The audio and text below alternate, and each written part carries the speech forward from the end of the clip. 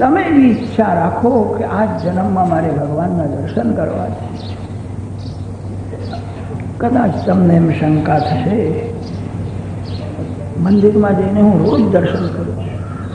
ઘણા લોકોનો એવો નિયમ હોય છે, મંદિરમાં દર્શન કરીને પાણી પીતા નથી. સારું છે, મંદિરમાં દર્શન કરવાથી સંતોષ થાય છે એ સારું નથી.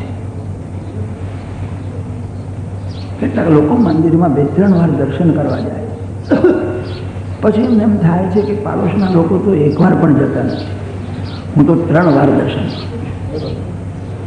એ બધા મૂર્ખા છે, નાસ્તિક છે. હું 3 વાર દર્શન કરું.